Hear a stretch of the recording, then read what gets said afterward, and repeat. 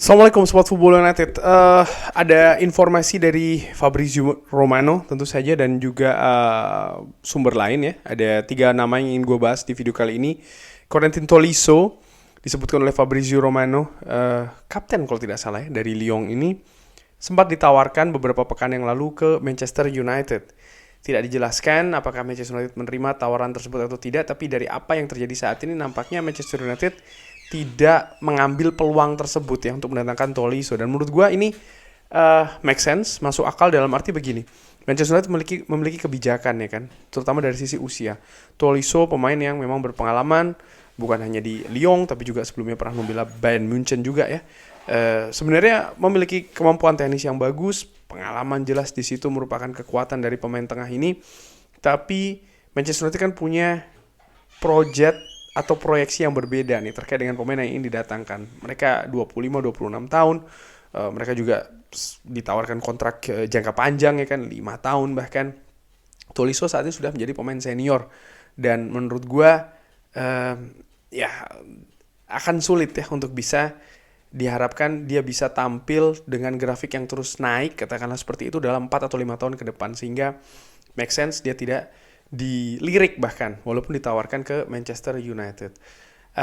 Manchester United juga disebutkan oleh Fabrizio Romano untuk posisi lini depan ini sebenarnya memiliki 3-4 opsi kalau tidak salah ya untuk posisi depan, striker depan. Salah satunya adalah Jean-Philippe Mateta yang di awal bursa transfer sempat masuk ataupun dipertimbangkan oleh Manchester United tapi tidak ditindaklanjuti dengan langkah-langkah yang lebih konkret dalam upaya untuk mendatangkan Jean-Philippe Mateta.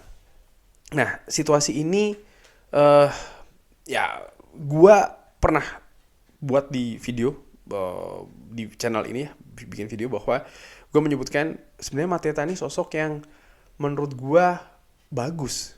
Dalam arti begini, iya dia bukan pemain premium karena pemain premium itu mahal dan Manchester United memiliki keterbatasan keuangan, itu harus diingat dulu ya. Jean-Philippe Mateta musim lalu fantastis bersama dengan Palace.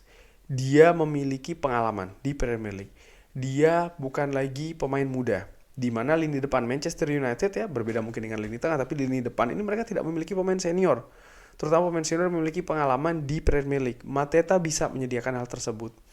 Jadi Mateta gue pikir ya dia bisa memberikan penambahan kualitas dan juga penambahan kuantitas untuk lini depan, tapi tidak menghalangi perkembangan dari pemain-pemain lini depan Manchester United saat ini, pemain-pemain muda, Højlund, Zirkzee maupun juga Chido Obi.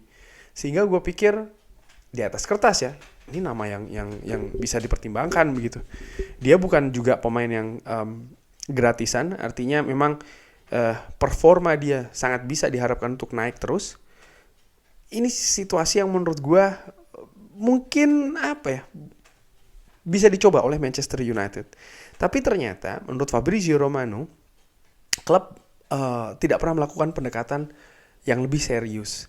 Dan apakah ini misalnya karena klub memiliki target-target lain, di mana saat ini gue menilai atau melihat langkah dari manajemen Manchester United itu mereka menetapkan target dan juga prioritas dan mereka bergerak berdasarkan hal itu.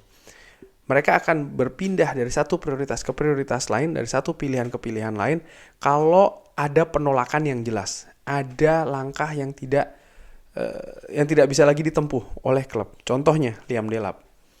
Begitu Liam Delap sudah selesai, artinya sang pemain lebih memilih klub lain, Manchester United bergerak untuk mendatangkan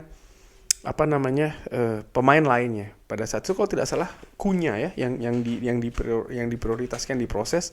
Kalau gua salah tolong gua dikoreksi. Dan sampai Manchester United mendatangkan Cunha, Manchester United tidak bergerak untuk mendatangkan alternatif lain. Dan menurut gua untuk lini depan pun akan seperti itu.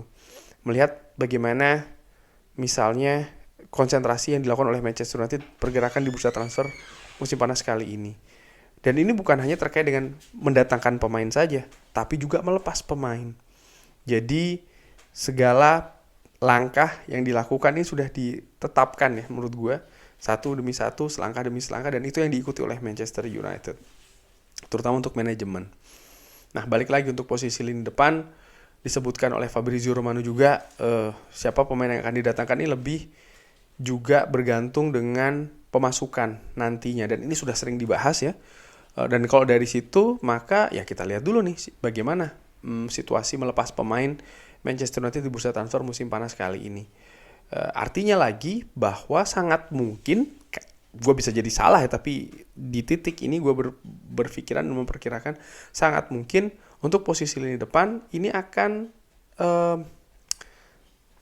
apa ya, untuk timeline ataupun waktunya nih bisa jadi akan mendekati bursa transfer tutup.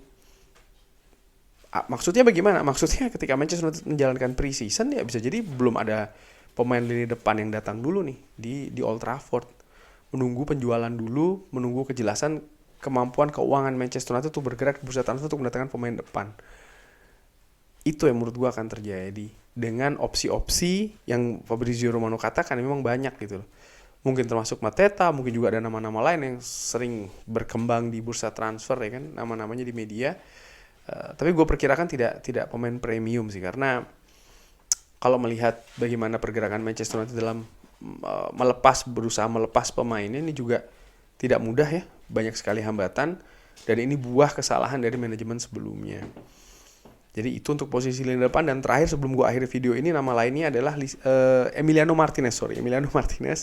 Lagi-lagi dikaitkan dengan Manchester United. Bahkan ada yang mengatakan sumber bahwa Manchester United sudah memulai negosiasi untuk mendatangkan kiper juara dunia bersama dengan Argentina yang sangat berpengalaman di Liga Inggris bersama dengan Aston Villa, sebelumnya pernah membela Arsenal juga dan beberapa klub Liga Inggris lainnya. Nah, gue dari sisi kemampuan ataupun dari sisi keadaan teknis, misal gue, ini berita yang kalau seandainya ini benar ya, ini berita yang luar biasa. Ada peningkatan, gue berpikir bisa seperti itu ya, dari kualitas posisi penjaga gawang. Emiliano Martinez memiliki atribut-atribut yang dibutuhkan penjaga gawang, terutama gue melihat dengan sistem yang ini dibangun oleh Ruben Amorim. Paling tidak dua komponen utama penjaga gawang, yaitu adalah shot stopper ya, penghenti tendangan, dan juga penjaga gawang yang bisa bermain dengan bola, mengalirkan bola, build up. Dia punya kemampuan tersebut, ditambah juga dengan pengalaman ya. Pengalaman ini penting juga nih di Liga Inggris. Dia tahu atmosfernya, medianya dan lain-lainnya seperti apa nih, dia tahu, dan dia bisa menaklukkan hal tersebut menurut gue. Dan kalau ini terjadi ya gue percaya Manchester United punya peluang untuk meningkatkan kualitas penjaga gawangnya. Mungkin tidak dalam jangka waktu yang panjang karena usia dari Emiliano Martinez yang memang sudah sangat senior sekali. Tapi nah, kalau berbicara terkait dengan realita, apakah akan seperti itu? Sering gue katakan dan akan gue tekankan lagi, selama Andre Onana tidak pergi, tidak mungkin ada pergantian penjaga gawang utama menurut gue. Misalnya Altay Bayindir yang keluar, gue lebih memperkirakan Manchester United akan mendatangkan penjaga gawang yang usianya lebih muda dengan proyeksi yang lebih panjang, paling tidak untuk merebut posisi utama penjaga gawang dari Andre Onana mulai musim depan.